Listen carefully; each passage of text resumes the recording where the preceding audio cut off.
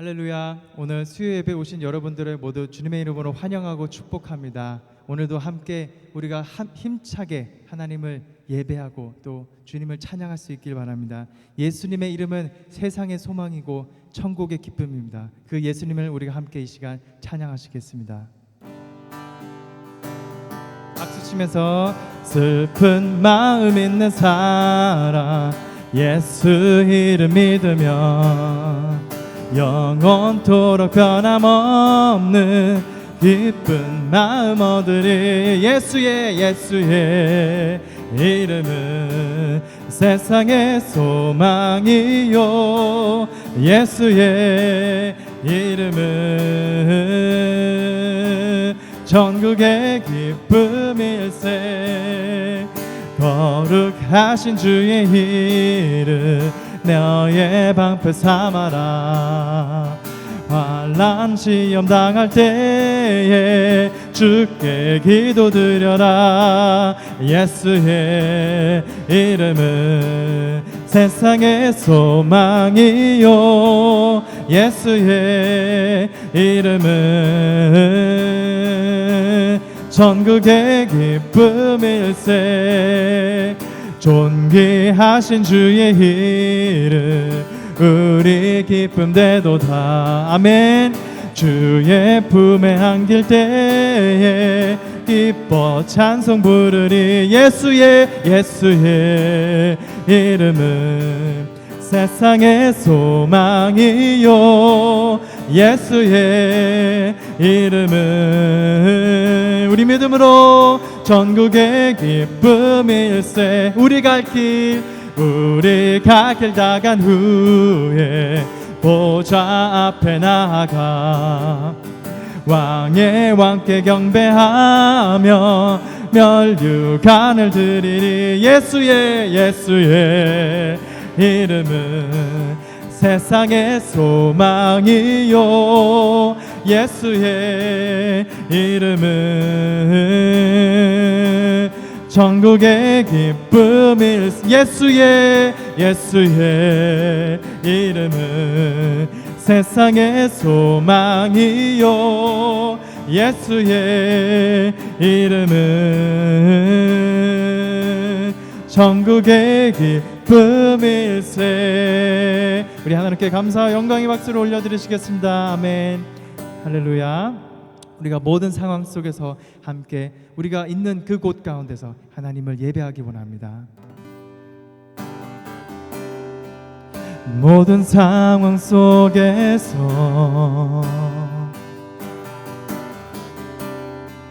주를 찬양할지라.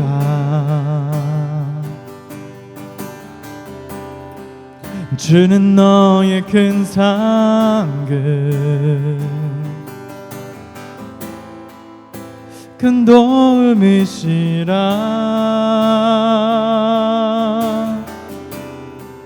주의 얼굴 구할 때 주의 영을 부사 주의 영을 부사 크신 사랑 안에서 주를 바라봅니다. 우리가 주를 보게 하소서.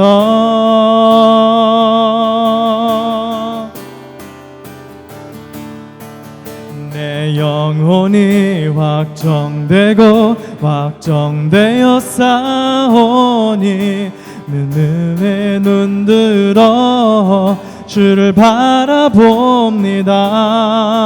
내 영혼이 확정되어 싸우니 믿음에 눈들어 주를 바라봅니다. 우리 다시 한번 마음의 고백으로 찬양하시기 원합니다. 모든 상황 속에서 주를 찬양합니다. 주를 찬양할지라.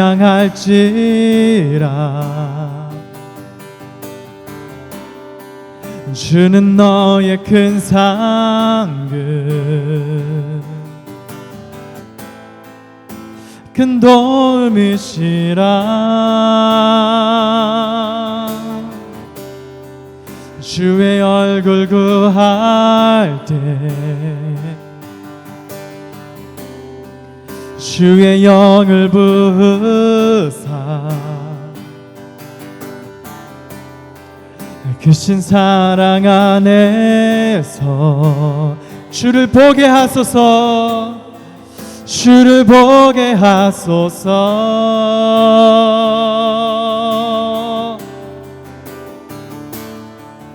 내 영혼이 확정되고 확정되어 싸우니 믿음에 눈 들어 주를 바라봅니다 내 영혼이 확정되고 확정되어 싸우니 믿음에 눈 들어 주를 바라봅니다 주를 찬양할 때 주를 찬양할 때 주의 나라 이미 임했네 주의 영원한 나라 주 보게 하소서 주를 찬양할 때 주를 찬양할 때 주의 나라 이미 임했네 주의 영원한 나라 주 보게 하소서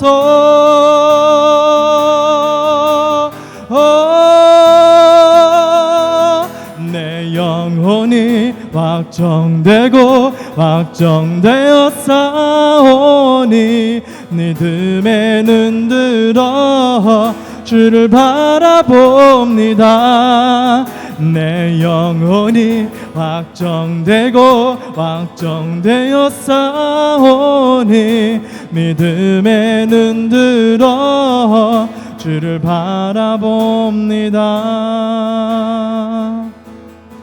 내 영혼이 확정되고 확정되어 싸우니 믿음에 눈 들어 주를 바라봅니다 내 영혼이 확정되고 확정되어 싸우니 믿음에 눈 들어 주를 바라봅니다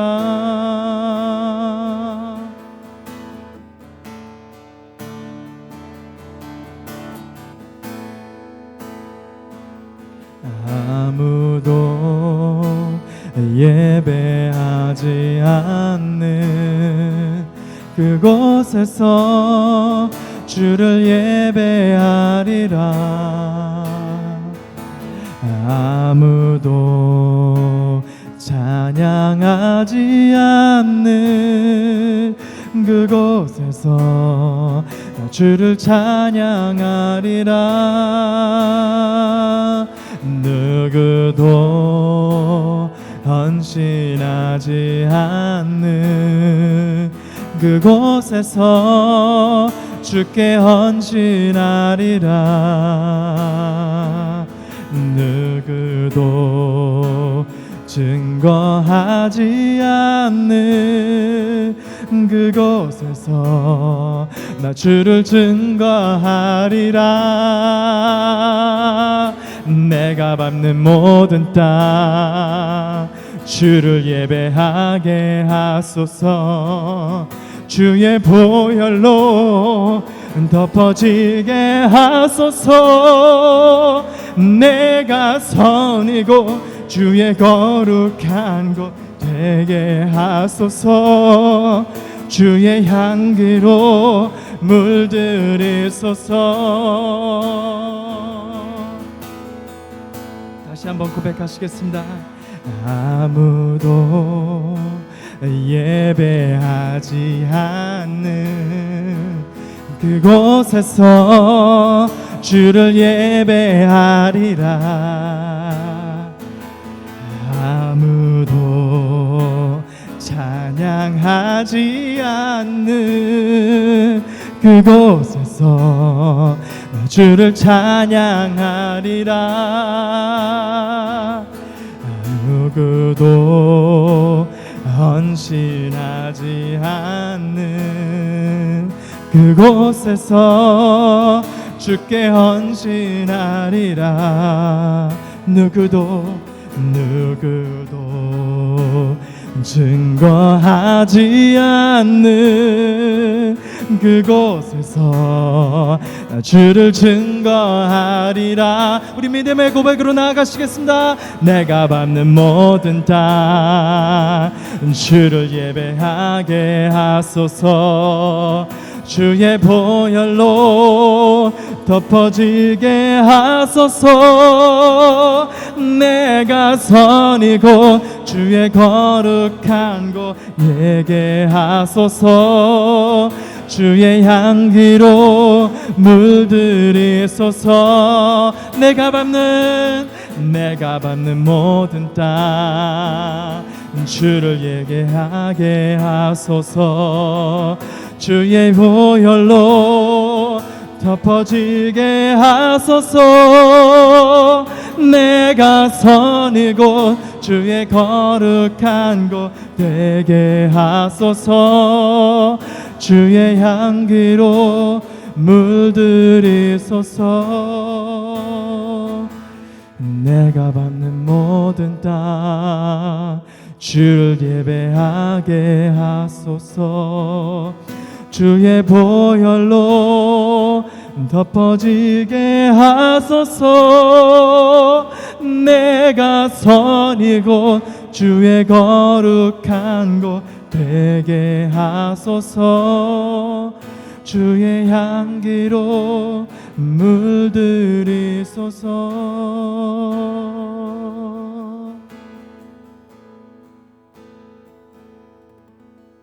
우리 다 같이 기도하시겠습니다.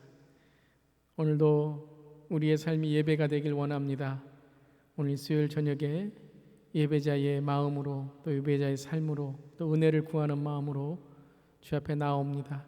찬양으로 우리의 예배가 시작되었습니다. 말씀으로 주여 큰 은혜를 더욱더 부어주시고 또 오늘 예배를 통하여 하나님께만 영광 돌리는 우리 모두에게 하여 주시옵소서. 어느 자리에 있든지 간에 하나님께서 우리를 통하여 하나님의 마음을 깨닫게 하시는 말씀과 예배의 자리 되게 하시고 또한 말씀에 더욱더 집중하여서 오늘도 사도신경을 통하여 우리의 믿음이 더욱더 성장하는 시간 되게 하여 주시옵소서. 한 주간도 믿음으로 승리하게 하시고 또 말씀으로 더욱더 하나님께 가까이 나가는 우리 모두에게 하여 주시옵소서. 감사드리며 예수님의 이름으로 기도드립니다. 아멘. 사랑하는 모든 성도 여러분, 오늘 수요일 저녁 또 하나님의 말씀과 찬양으로 예배드리게 하심을 감사드립니다. 우리 공동체 소식 짧게 나눕니다. 한 주간 동안 우리 자녀를 위한 온라인 특별 기도회 계속되고 있습니다. 매일 아침 6시에 영상으로 온라인 특별 기도회가 올려지고요.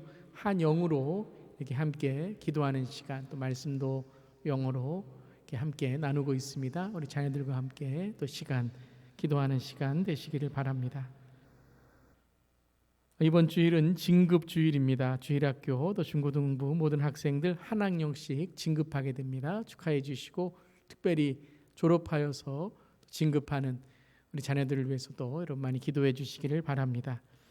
다니엘 기도, 성경 통독 수고하신 모든 분들 지난주에 시상하였습니다. 못 받으신 분들은 교회 로비에서 받으시기를 바라고요. 또한 대구로 또 받기 원하시는 분들은 사무실로 연락해 주시기를 바랍니다. 한 주간도 우리 중보기도로 교회와 또 환우가정위에서 또 교회 리더십 위에서 코로나19와 또 한국 장마로 인해서 피해를 입은 모든 형제 자매들을 위해서 기도해 주시기를 바랍니다. 이 시간 함께 말씀 나누겠습니다. 이 시간 주시는 말씀은 마태복음 1장 18절부터 25절까지의 말씀입니다. 오늘은 사도신경 강의 네 번째 동정녀 마리아의 예수 그리스도의 탄생에 대해서 함께 나누게 됩니다. 우리 마태복음 1장 18절부터 25절까지 하나님의 말씀입니다. 예수 그리스도의 나심은 이러하니라. 그의 어머니 마리아가 요셉과 약혼하고 동거하기 전에 성령으로 잉태된 것이 나타났더니 그의 남편 요셉은 의로운 사람이라 그를 드러내지 아니하고 가만히 끊고자 하여 이 일을 생각할 때에 주의 사자가 현몽하여 이르되 다윗의 자손 요셉아 내 안에 마리아 데려오기를 무서워하지 말라. 그에게 잉태된 자는 성령으로 된 것이라. 아들을 낳으리니 이름을 예수라 하라. 이는 그가 자기 백성을 그들의 죄에서 구원할 자이심이라 하니라. 이 모든 일이 된 것은 주께서 선지자로 하신 말씀을 이루려 하심이니 이르시되 보라 처녀가 잉태하여 아들을 낳을 것이요 그의 이름은 임마누엘이라 하리라 하셨으니 이를 번역한즉 하나님이 우리와 함께 계시다 함이라. 요셉이 잠에서 깨어 일어나 주의 사자의 분부대로 행하여 그의 아내를 데려왔으나 아들을 낳기까지 동침하지 아니하더니 낳음에 이름을 예수라 하니라. 아멘. 하나님의 말씀입니다. 하나님 말씀에 감사합니다. 오늘 이제 사도신경 강의 4번째 시간이고요. 지난 시간에 이어서 예수님은 누구이신가에 대해서 함께 말씀 나누겠습니다.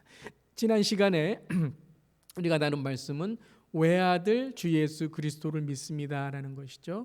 주님, 그리고 메시아 그리스도, 그리고 예수 구원자, 그리고 외아들 독생자에 대해서 지난 시간 함께 말씀 나누었습니다.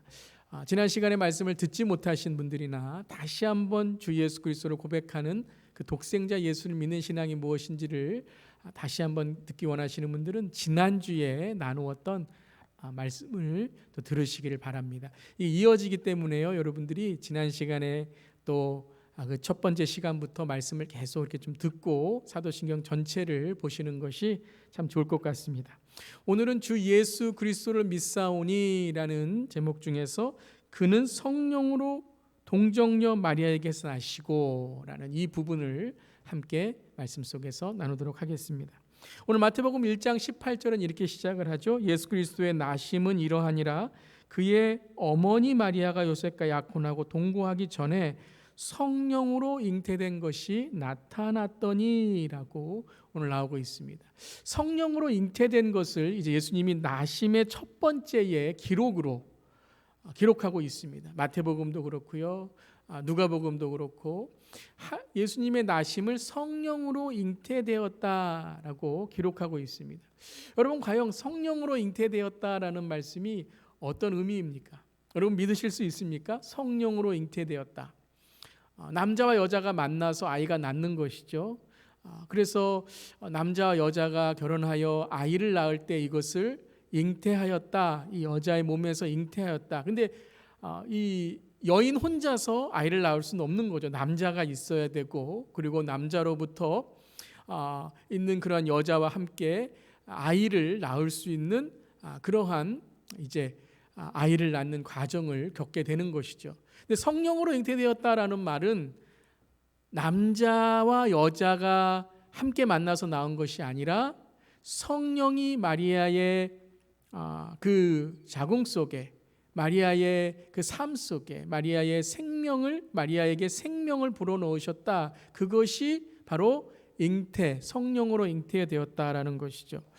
이것이 참 이렇게 설명하는 것도 여러분들이 잘 이해를 하셔야 되겠죠.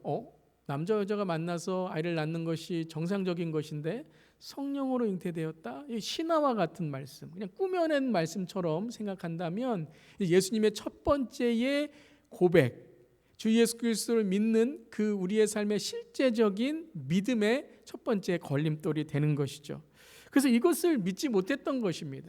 예수님이 하나님이시라는 것, 그리고 예수님이 인간이시라는 것, 이러한 것들의 이 믿음의 요소들을 믿지 못했던 그런 사람들에 대해서 고린도전서 1장 23절 24절은 이렇게 말합니다. 우리는 십자가에 못 박힌 그리스도를 전하니 유대인에게는 거리끼는 것이요 이방인에게는 미련한 것이로되 오직 부르심을 받은 자들에게는 유대인이나 헬라인이나 그리스도는 하나님의 능력이요 하나님의 지혜니라. 무슨 의미입니까? 예수님의 십자가, 예수님의 탄생, 예수님의 부활, 예수님의 승천, 이 모든 것들이 유대인에게, 유대인은 어떤 사람들입니까? 합리적인 사람이고, 유대인은 모든 것을 어떻게 이해를 합니까? 하나님이 하시는 일이지만 또한 그것을 통해서 그들이 율법 가운데 이루어진 일들을 그들이 이해하게 됩니다. 이방인들은 어떻습니까? 이방인들에게는 미련한 것이요 유대인들에게는 거리끼는 것이다라고 말씀하세요. 이방인들은 어떤 것을 믿습니까? 사실만 믿는 거예요. 율법 중요하지 않아요. 사실, 눈에 보이는 것, 돈이 되는 것, 이러한 어떠한 세상에 눈에 보이는 그러한 것들을 믿는데 그들에게는 미련한 것이죠. 눈에 보이지 않고. 유대인들에게는 율법과 이러한 유대인의 어떤 전통과 그러한 사상, 신념 이런 거에 맞아야 되는데 예수님은 어떻게 돌아가셨습니까? 십자가에서 돌아가셨잖아요. 예수님은 어떤 사람입니까? 나사렛에서 탄생했잖아요. 나사렛에서 어떤 선한 것이 나올 수 있느냐라고 말한 그런 유대인들의 생각과 전통과 사상이 거리낌이 되고 걸림돌이라는 거죠. 스캔들이라는 거죠. 그들에게 믿지 못하는 것이 되고 이방인들에게는 미련한 것이 되었다. 그러나 오직 부르심을 받은 자들에게는, 이 부르심이라는 게 무엇이죠? 믿음이 있는 자들에게는, 바로 믿음으로 주 앞에 나오는 자들에게는 유대인이나 헬라인이나 어떤 그러한 그들의 배경, 출신, 그들의 사상, 신념이 아니라 예수 그리스도로 인해서 변화받은 주 예수의 제자, 부르심과 보내심의 제자들은 그리스도는 하나님의 뭐라고요? 능력이요 하나님의 지혜니라. 아멘. 여러분, 오늘 이 동정녀 탄생을 통해서 우리의 믿음이 더 확실하고 확신이 생기고 믿음 안에 굳게 서는 저렴 되기를 주님의 이름으로 축원합니다.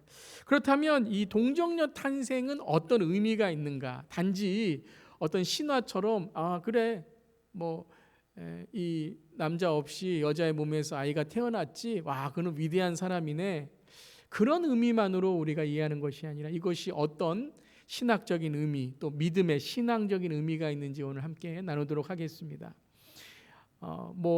이런 신화적인 이야기는 많이 있잖아요. 무슨 알에서 태어나고 곰, 호랑이, 어떤 동물, 그리스 신화, 이런 어떠한 신화적인 이야기들은 많이 있습니다. 근데 왜 예수님의 동정녀 탄생이 중요한가? 오늘 함께 나누도록 하겠습니다. 첫 번째는 무엇이냐면요, 동정녀 탄생은 메시아의 예언이 성취되었음을 믿고 고백하는 것입니다. 그러니까 메시아의 탄생은 무엇이냐면 동정녀 탄생입니다. 구약에 나온 예언서의 성취가 바로 무엇이었냐면 동정녀 탄생, 성령으로 인하여 처녀의 몸에 잉태된 메시아라는 것입니다. 그러니까 어떤 그냥 저 사람 이렇게 위대하게 태어났어, 훌륭하게 태어났어, 그러면 그가 메시아인가? 이것이 아니라 정확한 메시아의 예언이 성취된, 특별히 동정녀 탄생의 예언, 이사야 예언이 성취되었다는 거죠. 오늘 마태복음 1장 22절에도 이렇게 말하죠. 이 모든 일이 된 것은 주께서 선지자로 하신 말씀을 이루려 하심이라. 정확히 예수 그리스도의 나심은 이러하니라. 예수 그리스도는 바로 동정녀 탄생, 처녀의 몸에서 잉태하셨는데 성령으로 된 것인데, 22절에 이 모든 일이 된 것은 어떤 일이냐 하면요, 주께서 선지자로 하신 말씀을 이루려 하심이라. 예언의 성취라는 것이죠. 예언의 성취를 통해서 메시아가 오심을 우리에게 알려주신 것이 무엇이냐면 동정녀 탄생, 처녀의 몸에서 잉태하셨다는 거죠. 23절 말씀에도 보라 처녀가 잉태하여 아들을 낳을 것이요 그의 이름은 임마누엘이라 하리라 하셨으니 이를 번역한즉 하나님이 우리와 함께 계시다 함이라. 여러분, 우리가 23절 말씀은 단지 이렇게 암송 구절이나 마태복음 1장 23절에 있는 말씀이지, 1장 21절에는 예수 구원하실 자이니라 이런 말씀이지 라고 우리는 이렇게 성경의 어떤 이 구절로 알게 되겠지만요, 이 말씀을 이 마태복음의 이 대상, 그리고 이 말씀을 읽는 유대인들이 딱 이 말씀을 들었을 때 제일 먼저 기억하는 말씀 뭐냐면 바로 이것입니다. 이사야 7장 14절. 그때는 7장 14절 이렇게 나와 있지 않더라도 이사야의 예언이다라는 걸 다 알고 있었던 거예요. 무엇이죠? 그러므로 주께서 친히 징조를 너에게 주실 것이라. 보라 처녀가 잉태하여 아들을 낳을 것이요 그의 이름을 임마누엘이라 하리라. 이 말씀이 뭐예요? 메시아, 바로 그 그리스도의 징조, 하나님이 보여주시는 그 징조가 무엇이냐면 임마누엘로 오시는 하나님, 즉 메시아 예수 그리스도라는 거예요. 그래서 이 말씀을 딱 들었을 때 요셉도 그렇고, 요셉 유대인이잖아요. 그리고 유대인들도 이 마태복음을 읽는 그러한 독자들도 그렇고요. 말씀이 이루어졌구나라는 것을 깨닫게 된 거예요. 할렐루야.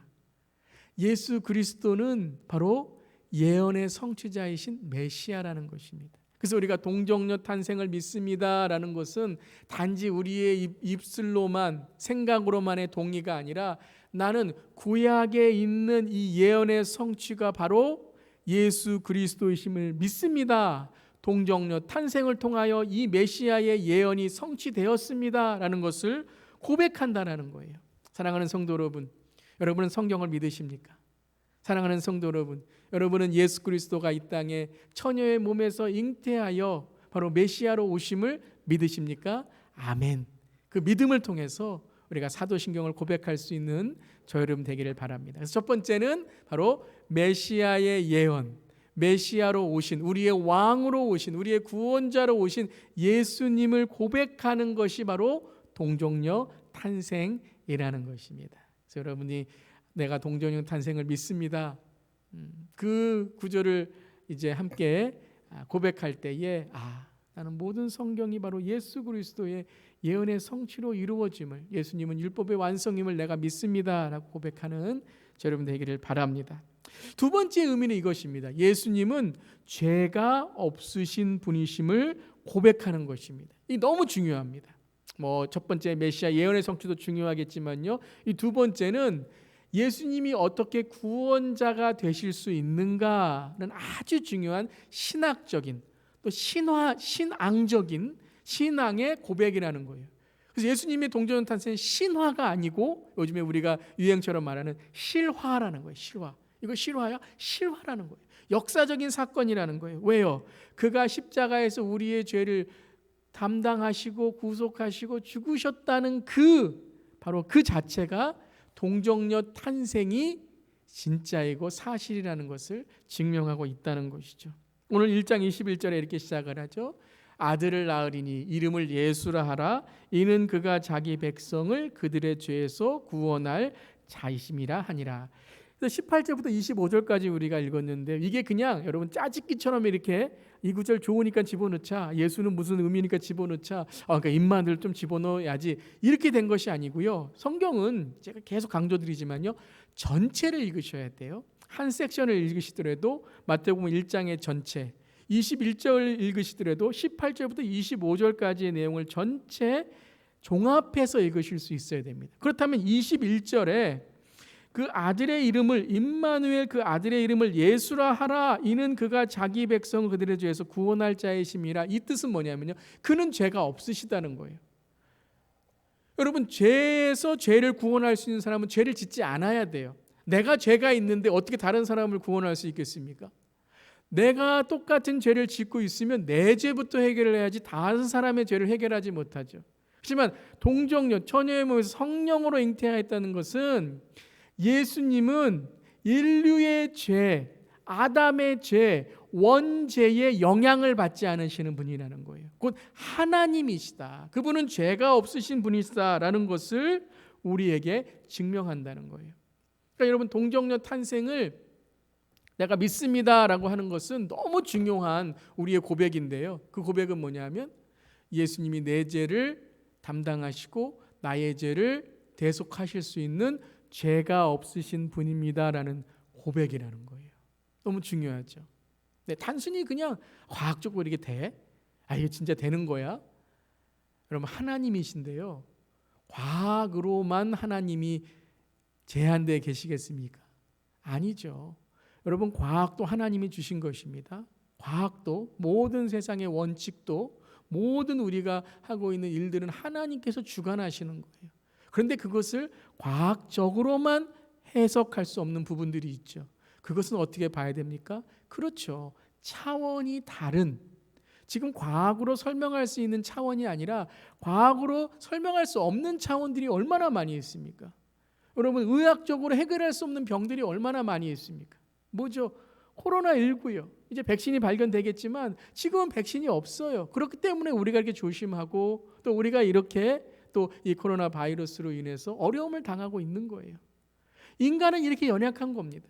그런데 예수님은 인간의 연약함, 이 죄를 담당하실 수 있는 죄가 없으신 분이라는 거예요. 로마서 5장 12절 말씀. 그러므로 한 사람으로 말미암아 죄가 세상에 들어오고 죄로 말미암아 사망이 들어왔나니 이와 같이 모든 사람이 죄를 지었으므로 사망이 모든 사람에게 이르렀느니라. 그러니까 모든 사람은 다 죽어요. 사망해요. 뭐 부가 있건 명예가 있건 얼마나 오래 살고 뭐 우리가 우리의 인생에 인생이 더 짧게 우리의 인생에 다른 사람과 비교해서 먼저 하나님께 가든지, 그것이 여러분 우리의 인생에는요, 모든 사람은 다 공평하게 죽음이라는 그 마지막 순간을 맞아야 된다는 거예요. 그걸 우리가 잊어버리면 안 돼요. 근데 그것을 깨달았을 때 무엇을 깨닫는가? 우리는 죄인이라는 거예요. 모든 사람은 죄인이다. 한 사람으로 말미암아 아담의 후손들, 아담과 하와의 죄로 인해서 모든 사람들은 다 무엇이에요? 죄를 짓는다 안 짓는다는 행동의 죄만이 아니라 우리의 원래의 습성은 죄로 인해서 태어났다라는 거예요. 참 이것이 여러분, 사람을 보면 어린아이들도 그래요. 거짓말 배우지도 않았는데 숨기고 또 부끄러워하고 순진하지만 죄의 모습들이 있어요. 그것이 바로 뭐냐면 사람 바로 원죄, 습성, 본성 타락돼 있다는 거죠. 그래서 우리는 다 깨어져 있습니다. 타락했다는 건 깨어져 있는 거예요. 그래서 올바로 보지 못한다는 거죠. 그래서 올바로 보기 위해서는, 이 죄를 해결하기 위해서는 온전한 자, 죄가 없는 분이 우리의 죄를 해결하실 수 있다는 거죠. 그분이 누구예요? 로마서 5장 21절, 이는 죄가 사망 안에서 왕노릇한 것 같이 은혜도 또한 의로 말미암아 왕노릇하여, 함께 읽어볼까요? 우리 주 예수 그리스도로 말미암아 영생에 이르게 하려 함이라. 아멘. 그래서 우리 주 예수 그리스도, 우리 배웠죠? 우리의 왕, 우리의 메시아, 우리의 구원자, 우리의 그리스도, 내 삶의 주인, 내가 죽고 난 이후에도 나에게 죽음이 끝이 아니라 영생의 하나님의 주시는 그 구원으로 살아가도록 인도하시는 분, 그분이 바로 예수 그리스도이시다. 근데 그분은 어떤 분이라고요? 죄가 없으신 동정녀로, 성령으로 인하여 동정녀 탄생하셨다. 처녀의 몸에 잉태하셨다라는 것이죠. 요한일서 3장 5절에도 그가 우리 죄를 없애려고 나타나신 것을 너희가 아나니 그에게는 죄가 없느니라. 예수님은 죄가 없으세요. 그냥 죄를 안 지셨다라는 의미만이 아니라요, 죄가 없으신 분이다. 그런 죄로 태어나지 않으신 분이다. 우리를 구원하실 수 있는 분이라는 거죠. 히브리서 4장 15절에도요, 우리에게 있는 대제사장은 예수님이죠. 우리의 연약함을 동정하지 못하시리가 아니요 모든 일에 우리와 똑같이 시험을 받으신 이로되, 예수님도 시험 받으셨어요. 유혹 받으셨어요. 그렇지만 죄는 없으시니라. 그러니까 우리 믿는 자들도 유혹 받아야 안 받아요? 받습니다. 시험 받아야 안 받아요? 받습니다. 그런데 예수님은 뭐예요? 시험 받고 유혹 받으셨지만 죄 짓지 않으셨다. 죄가 없으신다. 우리를 구원하실 수 있는 분이다. 즉 승리하셨다라는 거죠. 승리하셨다. 예수님께서 승리하신 분이다. 죄를 승리하신 분이다. 그래서 성령으로 잉태되셨다는 것은 단지 예수님의 어떠한 탄생의 기록, 탄생의 어떤 실화, 탄생의 어떠한 배경만을 말씀하시는 것이 아니라 예수님이 우리에게 무엇으로 승리할 수 있도록, 성령의 힘으로 승리할 수 있도록 우리에게 믿음의 고백을 하게 하셨다는 거예요. 성령으로 태어나셨다는 것은 바로 우리에게 성령으로 우리가 다시 거듭남을 받아 내 삶에 죄로 묶여있는 것이 아니라 죄로 승리하는 삶을 우리에게 허락하셨다라는 의미라는 거예요. 과연 정말 대단하지 않습니까? 동정녀 탄생이라는 것이 단지 우리가 믿을까 말까, 과학인가 아닌가, 이게 진짜인가 아닌가, 이런 수준으로만 한다면요, 우리의 믿음이 항상 그 자리에 있는 거예요. 여러분 시험을 이기시길 바랍니다. 여러분 이런 불신을 이기시길 바랍니다. 근데 어떻게 이길 수 있어요? 성령으로. 여러분 믿지 못하는데 어떻게 믿자 세뇌 교육 받으면 믿을 수 있습니까? 아니죠.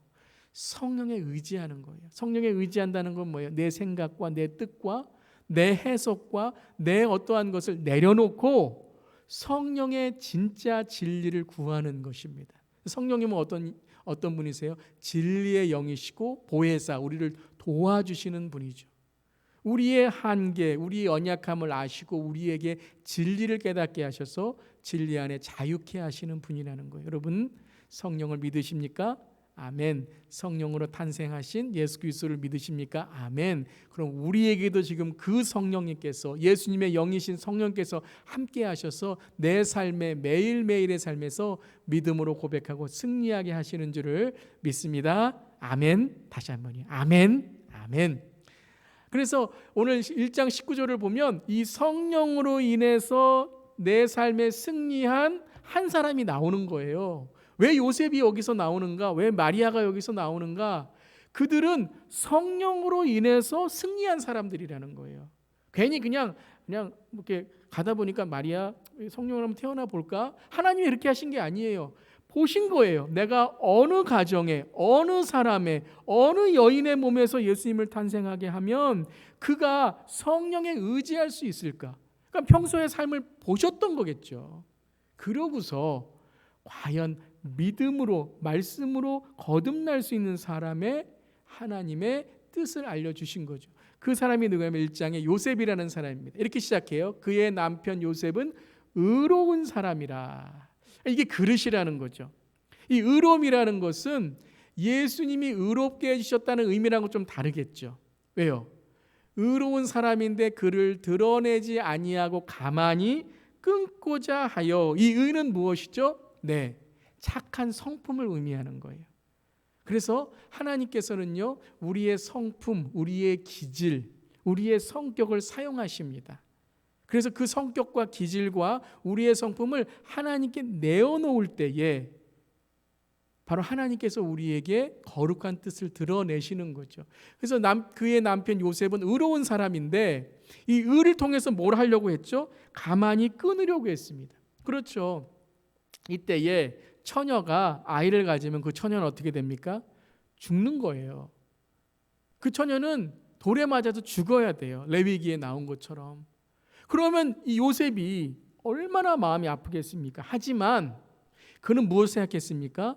그는 마리아를 사랑하는 마음, 그 의, 내가 이 감정이 아니라 이 마리아를 그래 살려는 줘야지. 그냥 정혼한 거는 끊어버리고 내가 이제 다시는 마리아 만나지 마야지. 분명 어떤 일이 있었겠지만 그래도 내가 마리아를 사랑하니 그래도 사랑하니까 헤어져야지. 뭐 이런 생각을 했던 것 같아요. 그래서 가만히 조용하게 끊으려고 했습니다. 여러분 참 이해가 가십니까? 이 요셉의 이 마음 느껴지십니까? 여러분 이런 예전에 들은 예화가 있는데요. 여러분 구봉서 장로님 아세요? 고 구봉서 장로님 예전에 유명한 코미디언이셨죠.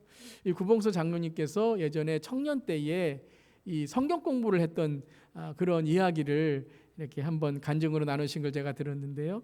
이 구봉서 장로님이 청년 때에 구봉서 장로님께서 성경 공부를 함께 나누고 있는데요. 그때 목사님께서 바로 이 마태복음의 장면을 쭉 동정녀 탄생, 처녀로 잉태하여 성령으로 잉태하여 처녀의 몸에서 잉태한 것을 설명하셨대요. 근데 한 청년이 그걸 못 믿는 거예요. 그래서 계속 이러는 거예요. 나는 못 믿겠다고. 어떻게 과학적으로 어떻게 처녀의 몸에서 그냥 아이가 나올 수 있냐고. 나는 이거 다른 거는 몰라도 이거는 믿을 수 없겠다고. 근데 그 옆에 있는 사람이 이거 믿어야 된다고. 안 믿으면 안 된다고. 나는 못 믿겠다고. 믿어야 된다고. 그러니까 성경 공부가 어떻게 됐냐면요, 싸움이 난 거예요. 싸움이. 그래서 둘이 막 자기가 의롭다고, 자기 의로움, 나는 못 믿겠어. 내가 누군데, 내가 예전에 이 과학 100점 맞았는데 막 이러면서 뭐 생물, 과학 막 이런 따지면서 막 하는 거예요. 성경 공부가 난장판이 된 거예요. 난장판이. 그래서 목사님도 지금 어떻게 할 줄 몰라서 이렇게 막 진짜 난처해하고 계시는데 이 구봉서 이 장로님, 그때 청년께서 딱 일어나서 그랬대요. 싸우는데, 야, 너희들이 왜 이렇게 난리냐고.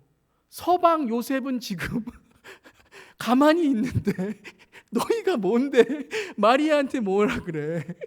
요셉도 가만히 있는데 그러더래요. 여러분, 요셉이 가만히 있으면 뭐 일이 다 해결되는 걸까요?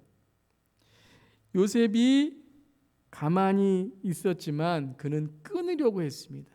만약에 그가 자기의 그냥 의로 가만히 끊으려고 했다는 것으로 이야기가 끝났다면 어떻게 됐을까요? 근데 여러분 그 다음 구절에 이렇게 나옵니다. 이 일을 생각할 때에, 자, 이 생각이라는 단어, 이건 단지 thinking이라는 단어가 아니겠죠. meditating, 묵상할 때에 이 일이 무엇인지를 바로 묵상할 때에. 그렇다면 무엇으로 요셉이 묵상하기 시작했을까요? 그가 평소에 했던 일일 겁니다. 율법을 보고 기도하는 일입니다. 그러니까 요 생각할 때에 주의 사자가 현몽하여 요 가운데에 이 스페이스에 참 많은 의미가 있습니다. 그래서 때로는요, 어떤 신학자가 그랬어요. 행간을 읽으라는 거예요. 행간.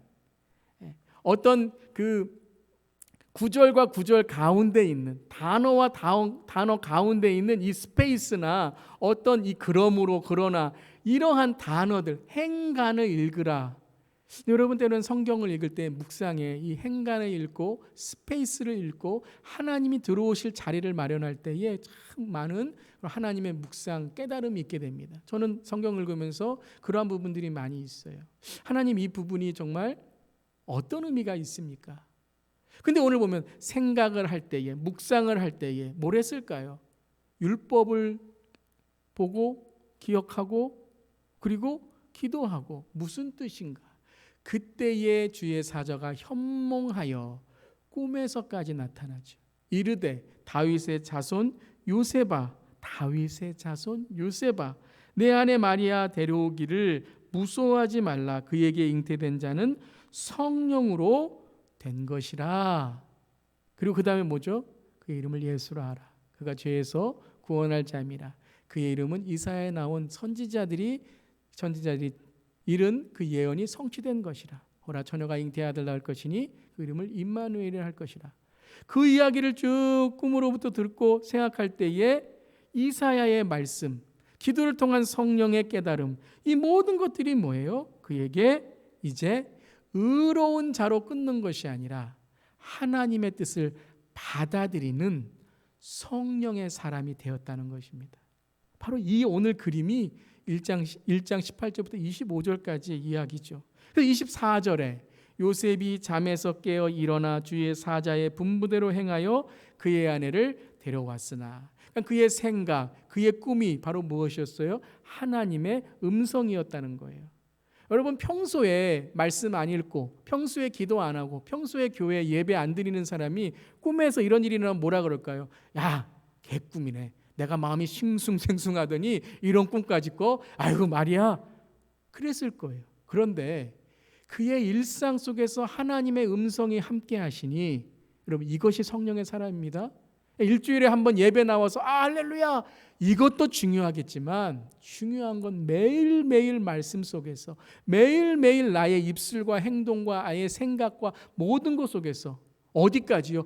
꿈에서까지도 하나님을 묵상하고 생각하고 하나님의 뜻을 고민했을 때에 그가 어떻게 했습니까? 그의 아내를 맞아들입니다. 이 맞아들였다는 건 성령으로 잉태했다는 것을 받아들였다는 거예요.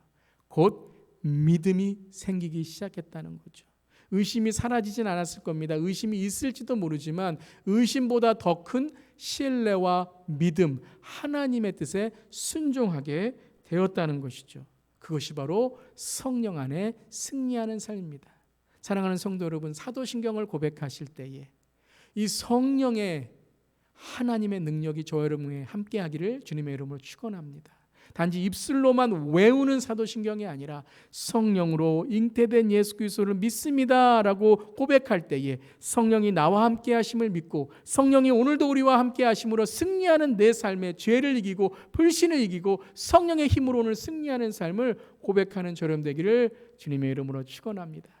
사도행전 1장 8절이죠. 오직 성령이 너에게 임하시면 내가 권능을 받고 예루살렘과 온 유다와 사마리아 땅까지 이르러 내 증인이 되리라 하시리라. 아멘. 어떻게 되면요? 성령이 너에게 임하시면, 성령이 하시는 일들을 우리가 이루면 내 능력이 아니라 성령의 능력으로, 내 지경이 아니라 성령이 이끄시는 곳으로, 내 말이 아니라 성령의 증거하는 예수의 사람으로 살아가게 된다는 것이며, 여러분 믿음으로 승리하시기를 주님의 이름으로 축원합니다. 예수 그리스도의 성령의 탄생은 실제만이 아니라 우리의 삶 속에 능력과 승리인 줄 믿습니다. 로마서 8장 26절 28절 제가 좋아하는 말씀이기도 하는데요.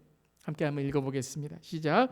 이와 같이 성령도 우리 연약함을 도우시나니 우리는 마땅히 기도할 바를 알지 못하나 오직 성령이 말할 수 없는 탄식으로 우리를 위하여 친히 간구하시느니라. 마음을 살피시는 이가 성령의 생각을 아시나니 이는 성령이 하나님의 뜻대로 성도를 위하여 간구하심이라. 우리가 알거니와 하나님을 사랑하는 자고 그 뜻대로 부르심을 입은 자들에게는 모든 것이 합력하여 선을 이루느니라. 아멘. 아멘. 오늘 27절에 뭐라고 나와 있어요? 마음을 살피시는 이가 성령의 생각을 아시나니. 우리가 연약하고 우리가 쓰러지고 우리가 때로는 고민되고 우리가 때로는 이게 하나님의 뜻입니까? 실패 속에서 어려워질 때에 주님께 나와 그렇습니다 주님, 성령을 의지하고 성령이 하나님의 뜻대로 성도를 위하여 간구하심이라. 우리가 알거니와. 여러분, 이것을 우리가 함께 알기를 바랍니다.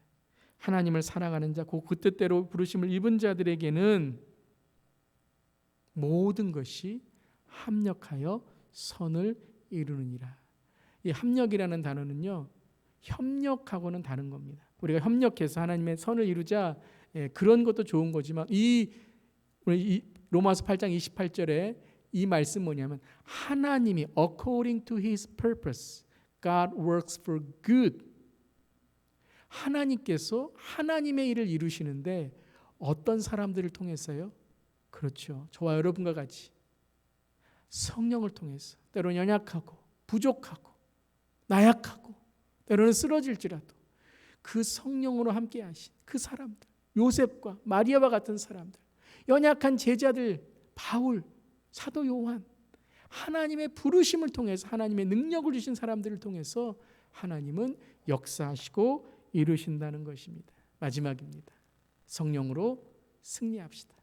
단지 동정녀 탄생을 믿고 안 믿고 이러한 여러분 어떤 그러한 것에만 묶여 있지 말고요, 성령님 도와주시옵소서. 믿지 못하시는 분들 성령님께 의지하시고 믿음으로 나아갈 수 있도록 고백하시길 바랍니다. 불신을 이기고 죄를 이기고 성령의 힘으로 한 주간도 승리하는 그런 저 여러분 되기를 주님의 이름으로 축원합니다. 다시 한번 우리 고백하겠습니다. 성령으로 승리합시다. 불신을 이기고 죄를 이기고 성령의 힘으로 나아가는 저 여러분 되기를 주님의 이름으로 축원합니다. 동정녀 탄생 예수 그리스도를 나는 믿습니다. 아멘. 이 시간 기도하겠습니다. 주님, 불신을 이기고 죄를 이기고 성령의 힘으로 오늘 이 시간 고백합니다. 우리 동정녀 탄생 성령으로 잉태하신 예수 그리스도를 믿습니다. 그것은 단지 믿는다라는 동의, 암송의 사도신경이 아니라 주님, 메시아의 예언을 성취하신 분이시고 주님, 죄가 없으셔서 우리를 십자가에서 모든 우리의 죄를 사하신 분이시고 또한 오늘도 성령께서 함께 하셔서 우리를 통하여 증인된 삶, 성령의 자녀된 성령의 성도의 삶을 살게 하신 줄 믿습니다. 승리하게 하시고 이 시간 우리의 죄를 모두 깨끗게 하시고 정말 하나님 한 주간도 믿음으로 승리하는 우리 모두에게 하여 주시옵소서. 주님 감사드리며 예수님의 이름으로 기도드리옵나이다. 아멘. 우리 이 시간 다 함께 찬송가 191장입니다. 내가 매일 기쁘게, 우리 성령님 의지하면서 함께 찬양하겠습니다.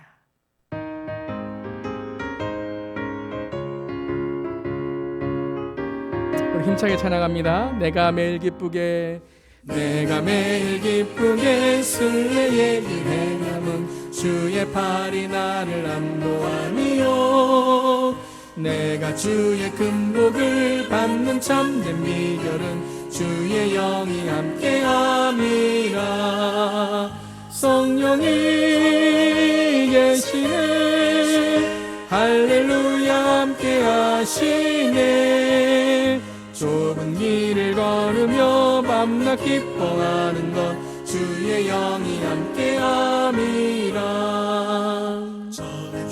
빠져서 평안함이 없을 때 예수 십자가의 공로 힘입어 그 발 아래 엎드려 참된 평화 얻음은 주의 영이 함께함이라. 성령이 계시네,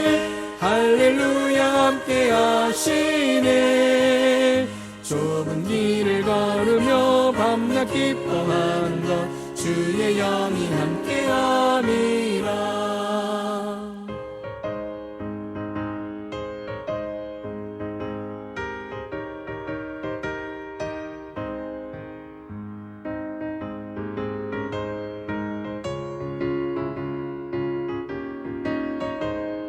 나와 동행하시고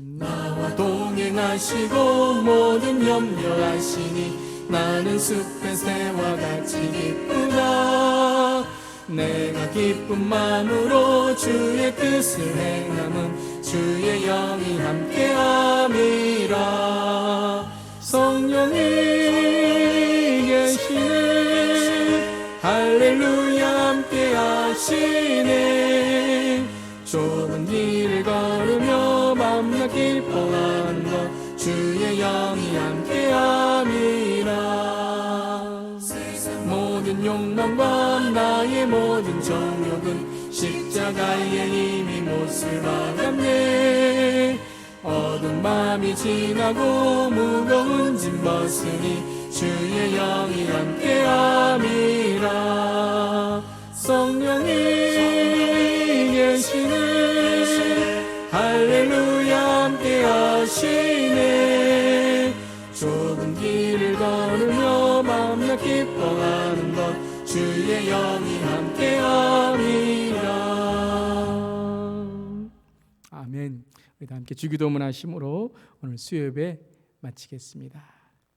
하늘에 계신 우리 아버지여, 이름이 거룩히 여김을 받으시오며 나라가 임하시오며 뜻이 하늘에서 오른 것 같이 땅에서도 이루어지이다. 오늘날 우리에게 일용할 양식을 주시옵고 우리가 우리에게 죄 지은 자를 사하여 준 것 같이 우리 죄를 사하여 주시옵고 우리를 시험에 들게 하지 마시옵고 다만 악에서 구하시옵소서. 나라와 권세와 영광이 아버지께 영원히 있사옵나이다. 아멘. 한 주간도 믿음으로 성령 안에서 승리하시기를 바랍니다.